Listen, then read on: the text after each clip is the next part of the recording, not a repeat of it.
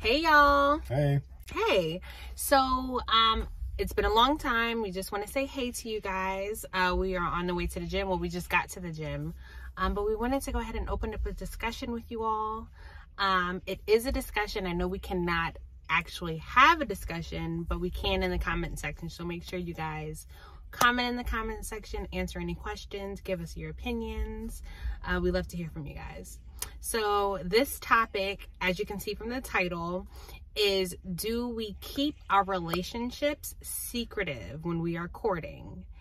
And this came from our house church meeting that we had yesterday. We have a house church meeting every first and third Monday of every month.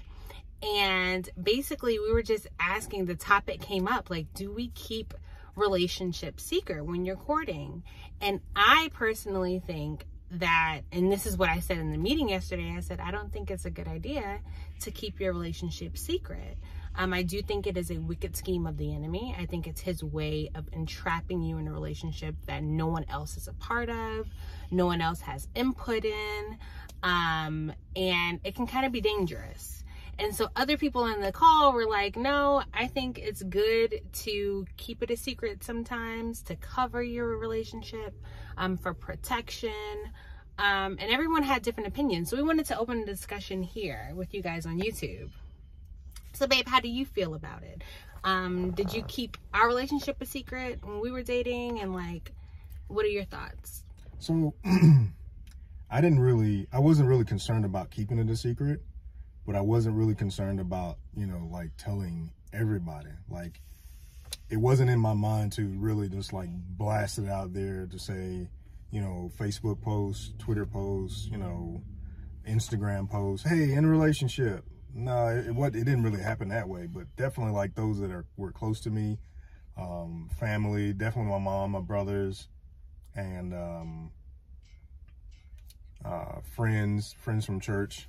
They knew, especially my brother in Christ, he knew. And so, that was my feelings surrounding it. So I wasn't really trying to keep it from certain people or not. I just didn't feel, I just told those that were close to me, and that was about it. So, yeah. Do you think that it's wise for people to, especially like now, this is with courting relationships. This is when you are dating someone and your goal is marriage. You're dating someone and you want to have a godly relationship, right? Do you think that it's important for people to keep it a secret, or do you think that can kind of be a trap? So based on the discussion we had last night, right. I see the benefit in both.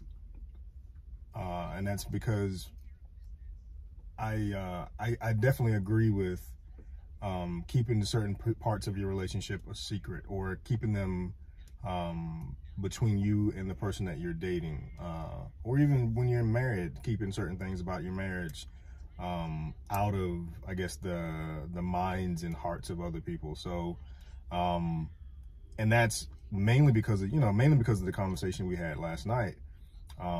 So I see the benefit of keeping certain things secret, but I also see the benefit of making sure that you realize that you're in a multitude of counselors, and there are a lot of good people around you who can give you really good advice, or really good relationship advice. And not only relationship advice as far as your personal relationship with the other individual, but also people who can spiritually be an accountability partner, to help you understand like certain things, certain actions, certain people you should not be with or be around. So I see the benefit in both, keeping it private, but also ensuring that you're not so private that, no one knows who this individual is. No one knows even what they look like. This person has never been around your family or friends or anything like that. Now you're like, it's like when you close, it's a difference between keeping certain things private and then closing a piece of your life off from people that you know and trust. I think there's a difference between the two, and just ensuring that you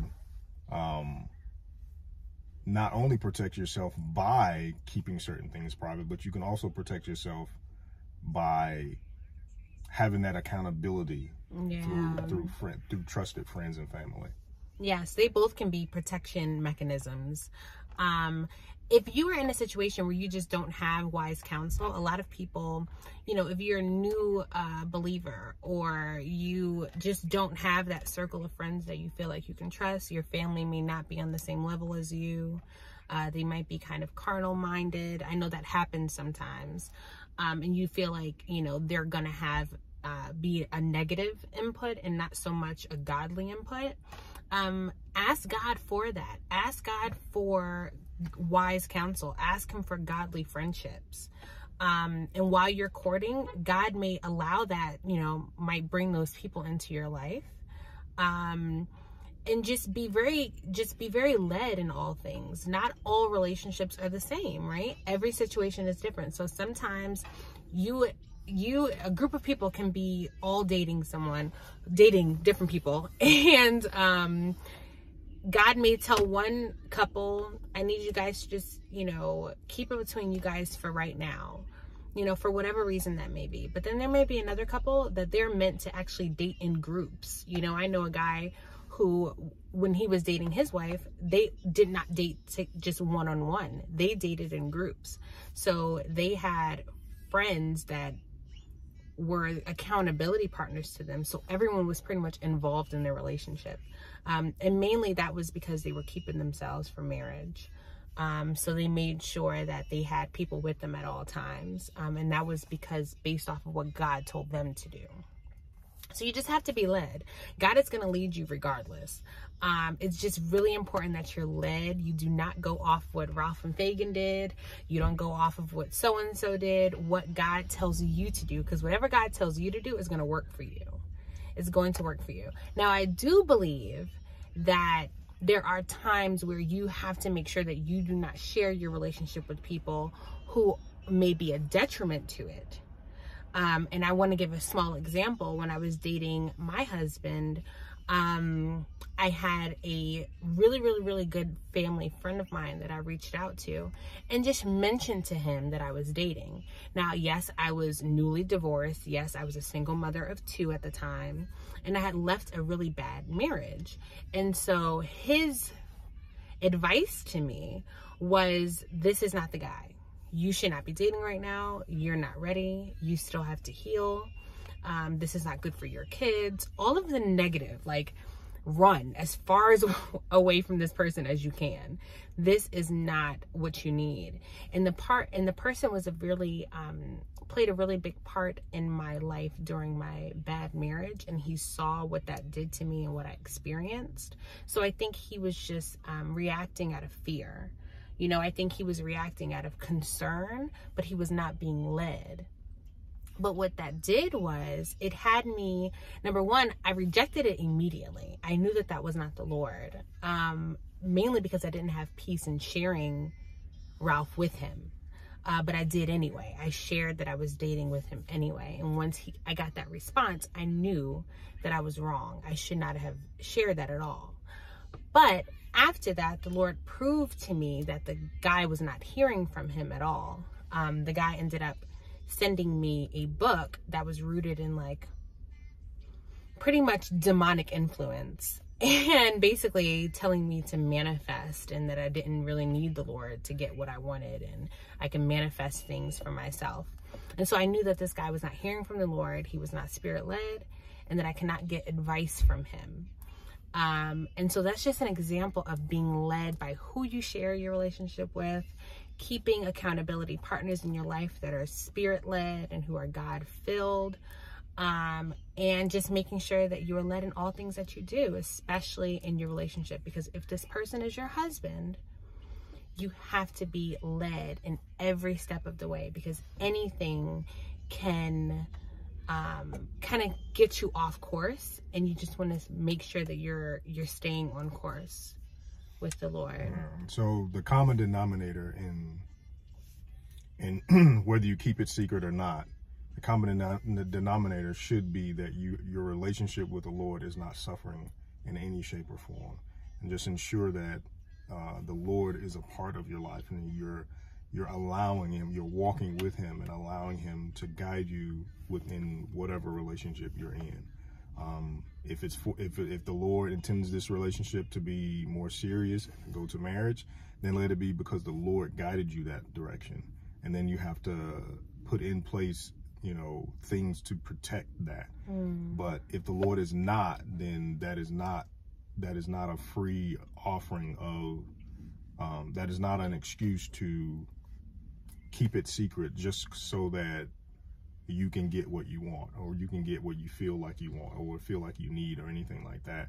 You should always, at the end of the day, ask the Lord about what his will is for you, so that regardless of whether someone outside knows or not, outside of the relationship knows or not, you know that the Lord is pleased with your actions. As long as you stay in sync with his will for your life. Yeah. And be careful not to fall into the trap of, well, I don't want anybody in my business, because that's a trap sometimes. It's pride sometimes. Just be careful of that, because the enemy is really good at using our emotions against us. Yeah. So do not be emotional about it. Oh, I don't want people in my business, or so-and-so.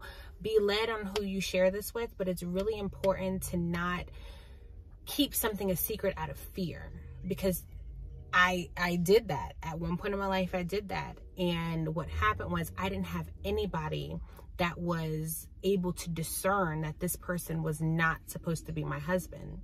And I put a, you know, what is it, like a closed ear, I guess it's a blind eye, but a closed ear to any type of